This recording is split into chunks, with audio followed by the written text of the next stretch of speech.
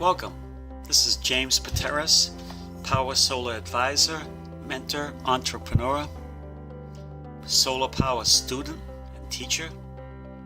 Hey, click the button down below to subscribe and a little bell to continue to get my videos about solar energy. I love to educate people so they can make informed, wise decisions about solar energy. Solar energy questions that you should ask. Is it for everybody? What should you look for in a solar installation company? How do you feel about solar power? It's changed a lot. It's not like the old days. So let's get into our first slide.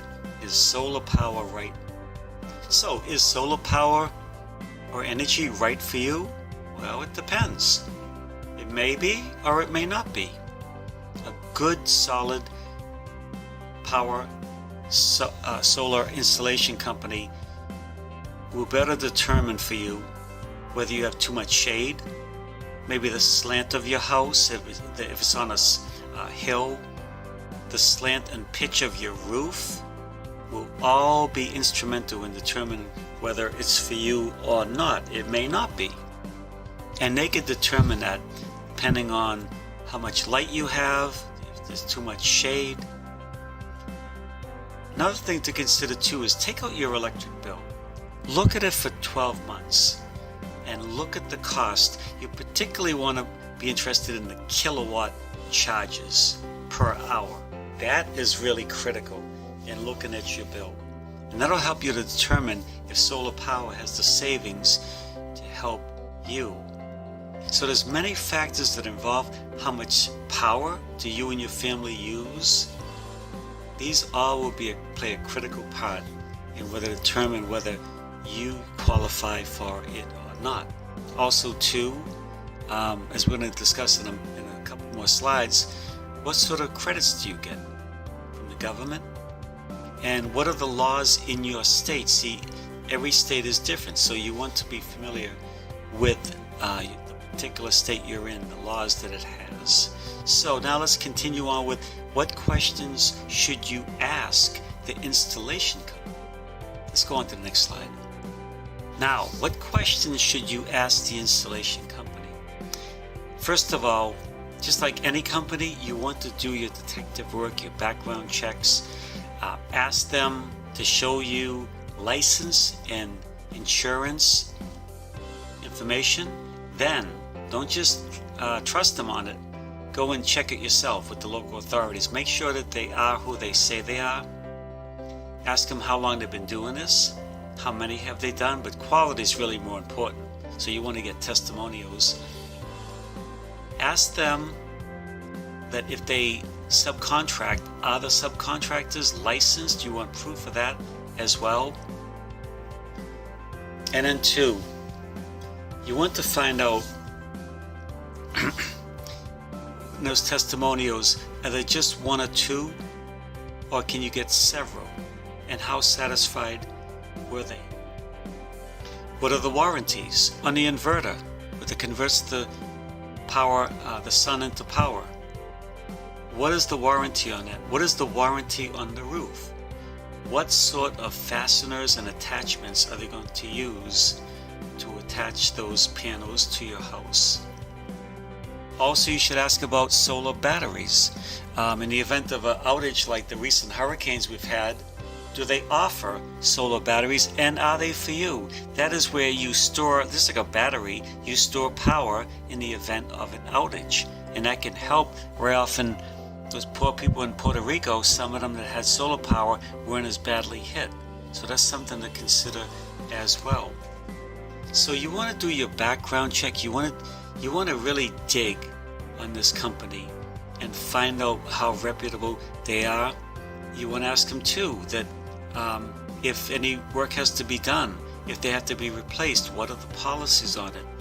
What if the roof has trouble? How does that affect your solar panels? Now, most of the time, you have no problem with this, but better to be safe, right? As they say. Next, can you or I save money using solar power? Everybody wants to save some money, right? So let's see if we can do it. So, can you save money using solar power? Absolutely. A couple of things to consider is, first of all, make sure that you get a zero down proposal from a company. You shouldn't have to pay. Power Solar uses vetted companies, quality companies, hand-selected, that have a zero down free proposal for you. And they also have a zero down payment as well. But anyhow, you want to consider this, that the value of your house goes up typically 3 to 4%. So you're saving it right away. Then the money that you're saving on your electrical can be used to pay for your installation of solar power. And remember something too, something very, very important. You should own your solar power, not purchase or lease, I should say. You don't want to lease it because you basically don't benefit from it. Better to own. Then again, like we brought out earlier, get out your electric bill, look at the last 12 months, particularly the kilowatt hours and the amount spent for those kilowatt hours, and then look at it and see what the savings would be. Compare that with what you should save with solar power. Typically though, you can save roughly $20,000 to $26,000 over a 20-year period. That's some serious money. But also think about this: you are also helping to contribute to a more carbon-free planet, a cleaner environment. So there's also a very aesthetic, practical value to it besides money. Also too, you want to check out in your local state, there's many credits, sometimes up to 30% from the government. They want you to go to solar power. In fact, more states, California just recently made it a law that new homes have to be spec'd out for solar power.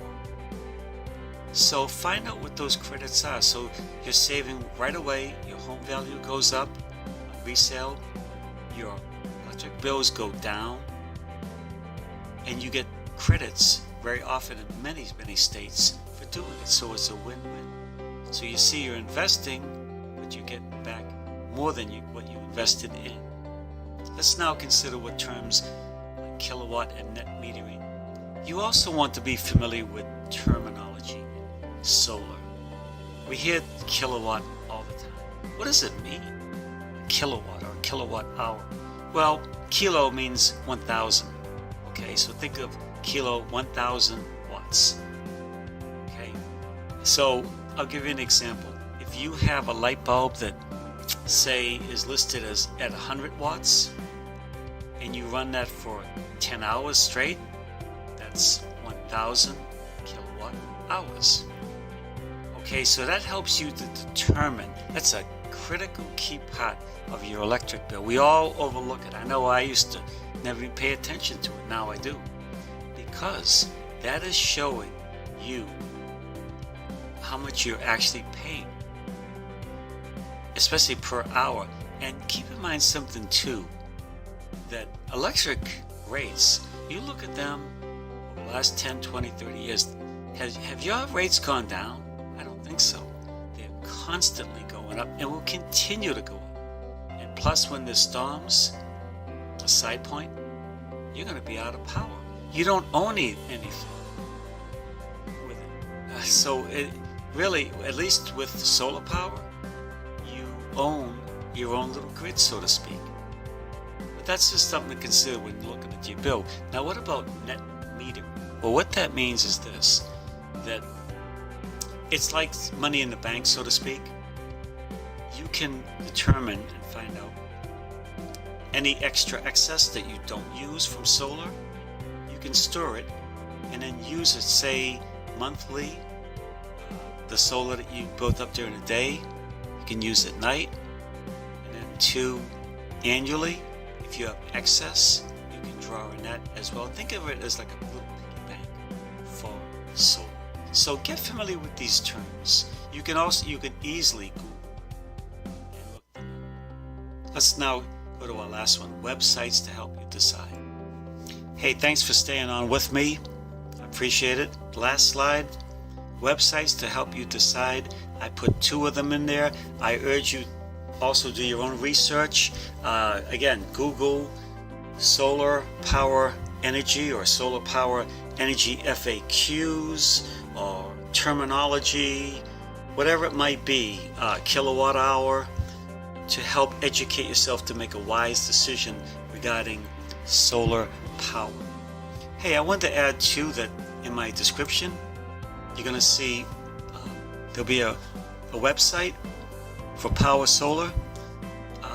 If you would like a zero down free proposal to help you decide, go to that link please. I'm also going to put in another link if you would like to join the movement, join the cause, and participate in help cleaning up the planet with Power Solar. You can take a look at a short video, see if it's something you're interested in. You can also get commissions from installations and sales. Best part is though, be nice people and help clean up the planet. So, thank you for your time. Look for my next video. Check out the links that I mentioned down below.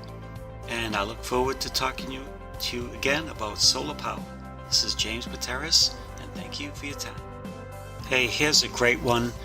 Has a lot of good information in there. Go to the sublinks as well. It's from EnergySage.com.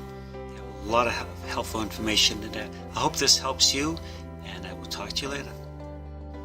This is a really helpful website from EnergySage.com. A lot of good information in there, and there's some links within the link that are going to help you as well to make a wise decision.